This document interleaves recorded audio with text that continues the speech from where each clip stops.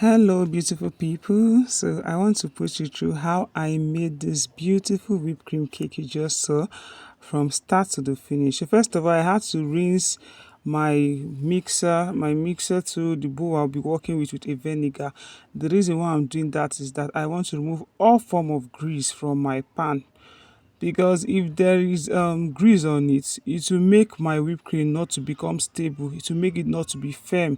So you have to rinse. After rinsing, you clean up with a neat kitchen napkin, then you can go ahead and start mixing.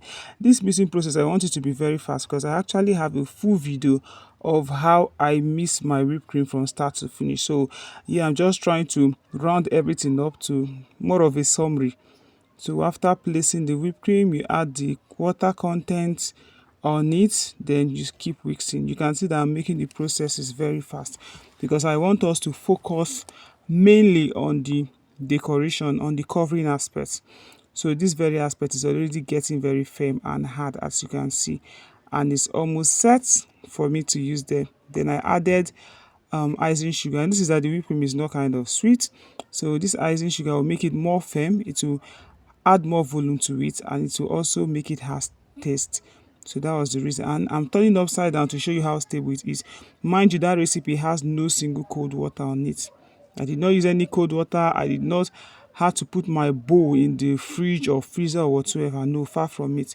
Then I always stick my cake to the board with glucose, and the reason why I do just to make it more firm and have more support, so that during delivery it doesn't slide off, because the kind of board I'm using on this video is a very smooth board. If you don't do it like that, you find out that it will keep on sliding and pushing out during delivery, which I don't want.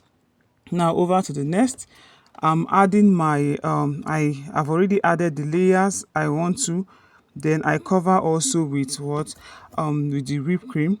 Then I'm putting my dowel rod inside of it to make it have more support. Yes, to join both cake together and have support. Then I've started adding my whipped cream to the side. You do that gently, gently, to make sure you finish applying the whipped cream all around through the body of the cake. When doing this, some people they use method using their piping bag to pipe around all through to the top of the cake, but for me, this method is much more easier for me. It's also faster for me as well. I like doing it because in space of time I finish spreading everything all through the body of the cake. So once doing this, just take your time.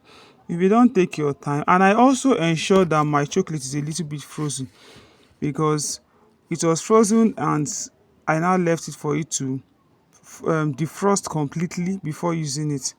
I like doing that because to me it makes it much more easier to work with than just a fresh cake, especially chocolate cake. If you're not careful, any little thing, because of how moist it is, it can just scatter. So whenever I bake, I put it in the fridge for some time, allow it to get hardened up, then later I'll bring it out for it to defrost completely before I use it anytime I want to decorate my cake. That's how I love using it. So you can see how many minutes I'm almost through with my first coating. I'm almost through covering all through the body of the cake. That's because I told you that this method, in fact, this is the fastest method. This is the method I can recommend. But then, whichever one you feel you are comfortable with, anyone you feel give you what you need, you can just go for it.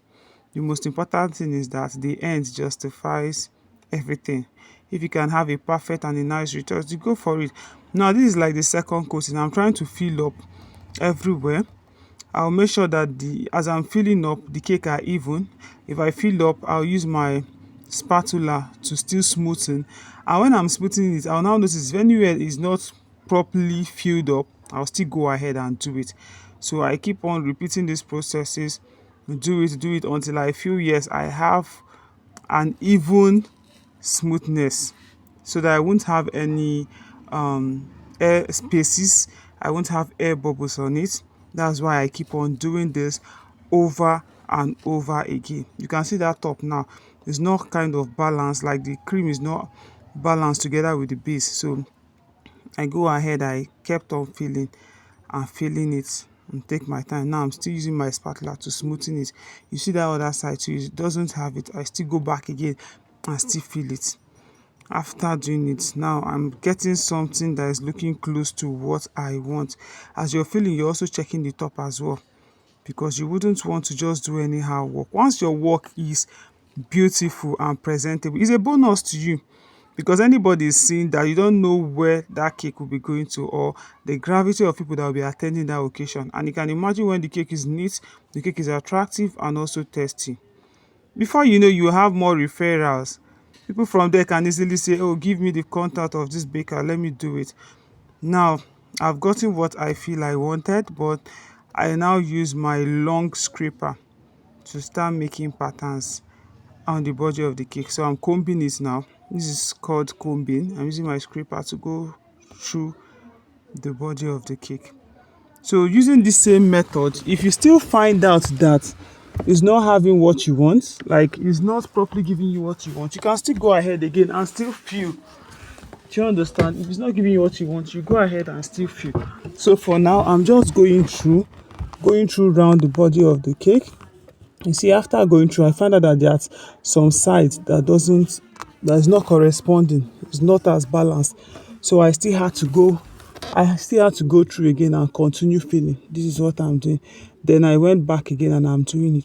If you find there's any scratches on your on your whipped cream, you can still go back again and fill as well, whichever, just to make sure you ensure this. So on this very method now, I'm trying to make a wavy pattern. That's why you're seeing those things at the base. I'm making a wavy pattern. And how to make this wavy pattern? You just have to go up and down with your scraper gently so that it will appear neat. Keep on going up and down, little by little, little by little. If you find out along the way that you've peeled or scratched out whipped cream from certain parts, you can still add more and continue doing it. You just take your time. Don't rush doing this. The most important thing is you achieving what you want, getting a neat and a presentable work. So just take your time. You keep doing it and doing it until it's appearing very neat to your own taste and for your view. Then next, you now start scraping off the excesses and leveling at the top. So when you level, you clean, you put, keep on scraping all the excess whipped cream that is at the top, just trying to make them equal, trying to make them balance and also look level as well. Yeah, you can see what I'm doing. I'm taking my time to do so. You might not be 100% perfect. After all, you are a human being, so but you try to work towards perfection. That's just it.